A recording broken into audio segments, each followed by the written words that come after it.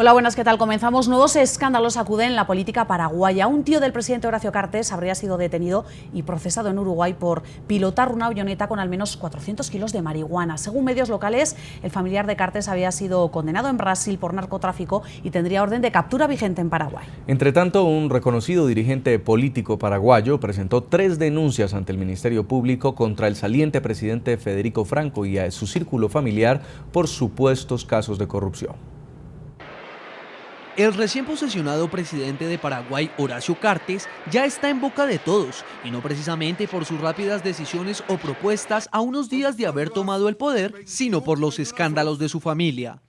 El hombre que aparece en esta foto esposado junto a 2 efectivos policiales es Juan Domingo Vivero Cartes, el tío del actual mandatario. Según la policía de Uruguay, el hombre fue detenido cuando piloteaba una avioneta con un cargamento de 400 kilos de marihuana. Al ser capturado se presentó con otro nombre, pero al cabo de algunos días se supo que se trataba del familiar del jefe de Estado paraguayo. Vivero Cartes había sido condenado a 17 años de prisión en Brasil por delitos relacionados con narcotráfico y aún tendría una orden de captura vigente en Paraguay. Esta noticia se conoce en momentos en que otro escándalo de corrupción salpica al expresidente de Paraguay, Federico Franco. El dirigente político Domingo Laino presentó ante el Ministerio Público 3 denuncias en las que involucra directamente al exmandatario y a varios de sus familiares.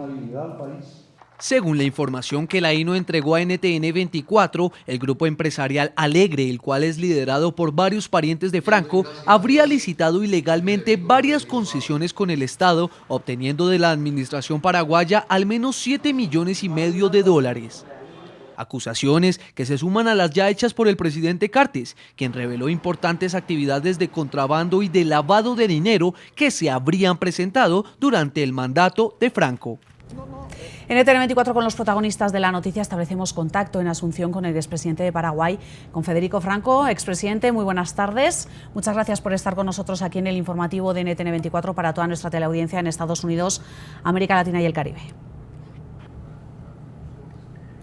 Muy buenos días, Jason, Eva, a todos los oyentes de NTN 24 horas. Un placer poder conversar con ustedes. Expresidente, preguntarle, cómo no, que nos haga un balance, antes que nada, sobre el balance que le entrega usted a los paraguayos sobre su periodo en el gobierno.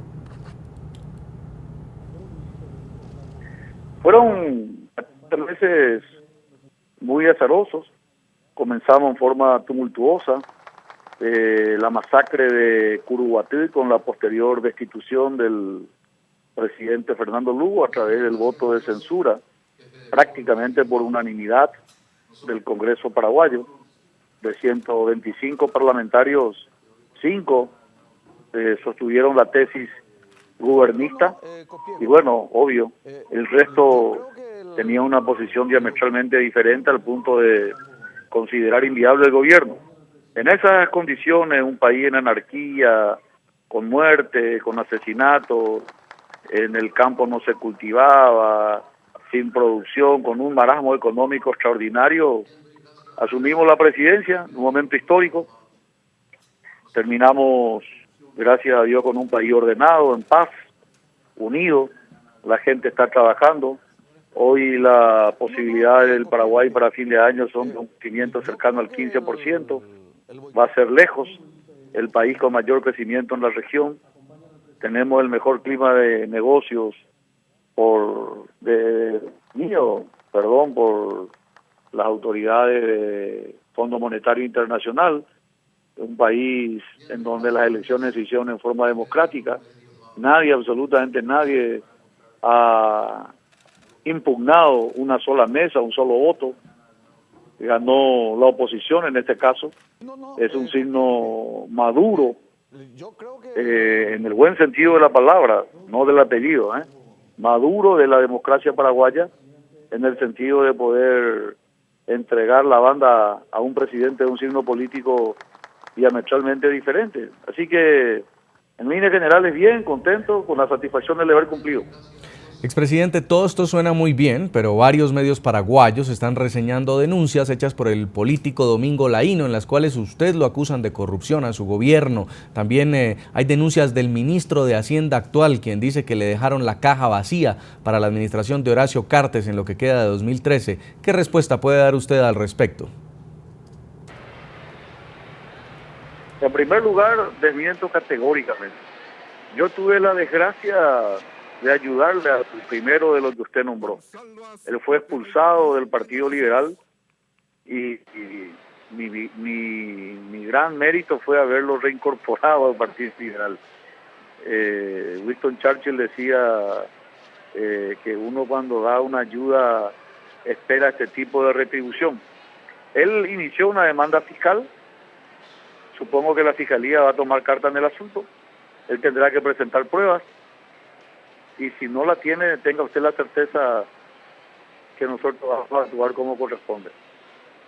En segundo lugar, el ministro de Hacienda efectivamente dijo que se quedaba sin aporte económico. El presidente Cartes le dio 10 días. En 10 días debe presentar el corte administrativo contable. Nosotros dejamos un estado operativo funcionando. Todos van a percibir su salario como corresponde. Estamos cerrando el 8º mes del año, así que a ellos les quedan recaudar el último tercio del presupuesto general de gasto de la nación. Nuestra administración se jacta de ser, además de transparente y predecible, honesta y eficiente. Si hay algún reclamo, alguna duda, supongo que lo hará en forma responsable. Pero hasta ahora todas las denuncias tienen un tinte mediático. Expresidente, hemos escuchado al nuevo presidente de Paraguay, Horacio Cartes, manifestar el deseo de restablecer las relaciones diplomáticas con los países de la región después del aislamiento del que tanto se ha hablado y que sufría el país tras el juicio político que terminaba en la destitución de Fernando Lugo del poder. Ha señalado Cartes también que el tema con Mercosur debe ser llevado al Congreso de Paraguay. ¿Regresará Paraguay a Mercosur? Yo creo que el gobierno del presidente Cartes es demasiado embrionario, es demasiado incipiente. Va a tener tiempo, va a tener que evaluar. En todo caso, aventuraría a endosar el discurso de mantener relaciones bilaterales antes de hablar de Mercosur con los países vecinos. El Mercosur de Paraguay fue herido muy gravemente. Las decisiones tomadas por los países en el contexto del Mercosur primero y UNASUR después fueron absolutamente políticas, ideológicas y en ningún caso ajustadas a los principios jurídicos. El presidente Cartes mantuvo esa posición. Yo le diría con la prudencia que exige el caso. La primera vez que hablo luego de ser presidente, ni siquiera con medios locales de mi país he hablado. Así que me mantengo en esa posición de suscribir y endosar la política que está llevando adelante el gobierno.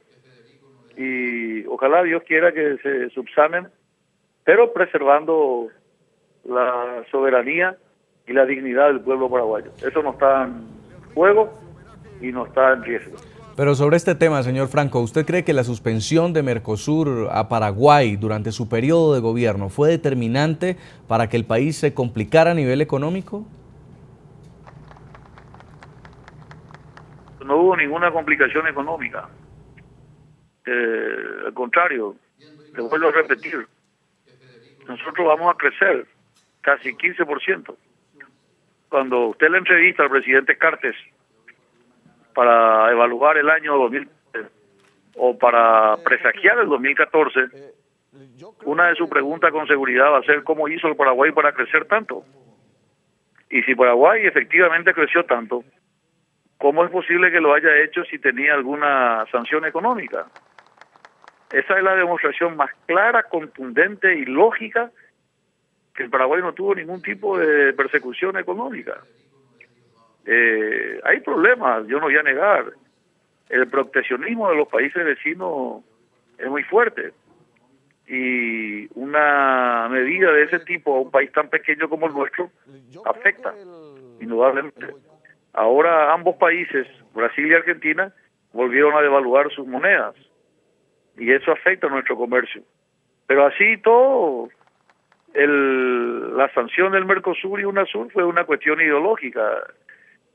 Tanto Brasil, Argentina como Uruguay tienen problemas internos dentro de sus respectivos congresos, dentro de los medios de comunicación y con la percepción ciudadana, ni qué decir. Expresidente, en materia de la lucha frontal contra la agrupación criminal Ejército del Pueblo Paraguayo, ¿qué resultado resaltaría usted que tuvieron durante su administración contra este grupo armado ilegal, que además tiene vínculos con el grupo terrorista de las FARC en Colombia? Este es un grupo terrorista, es un grupo guerrillero que seguramente formado por la FARC, eso está demostrado, está causando estragos en el país. Al EPP, yo insisto, no lo vamos a derrotar con una ni con dos decisiones, y mucho menos cortoplacistas. Este es un trabajo en el cual existe experiencia acabada, en particular en Colombia, que se requiere en primer lugar una fuerte y efectiva presencia del Estado en toda la zona.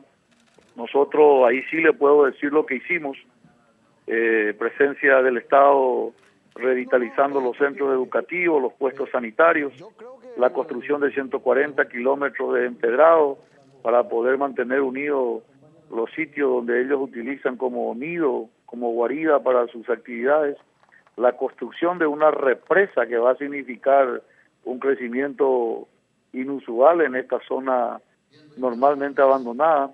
Esta represa va a permitir la generación de casi 20 megas de corriente energética que a bajo costo debiera permitir la instalación de fábricas y con ello comenzar a emplear a nuestra gente y dejar que sean engañados como hoy lo están siendo como consecuencia del trabajo político que lleva adelante la gente del EPP. En segundo lugar, sí, coincido, una presencia efectiva de la policía en primer lugar, y nosotros planteamos el traslado del RC3, el Regimiento de Caballería número 3, que vaya a la zona de Tacuatí para que tenga una presencia efectiva, no de un mes, de 2 meses, de 1 año, de 2 años, sino a quedarse, a conquistar definitivamente el terreno y a instalar la presencia efectiva del Estado. Creo que estos temas se están llevando adelante, lamento profundamente, creo que es una demostración más clara de que el EPP no le quiere al pueblo paraguayo, de que el EPP lo único que busca es figuración y se basa de los más pobres, de los desarmados, en un acto cobarde y cruel para asesinar a peones de estancia y a suboficiales de la policía.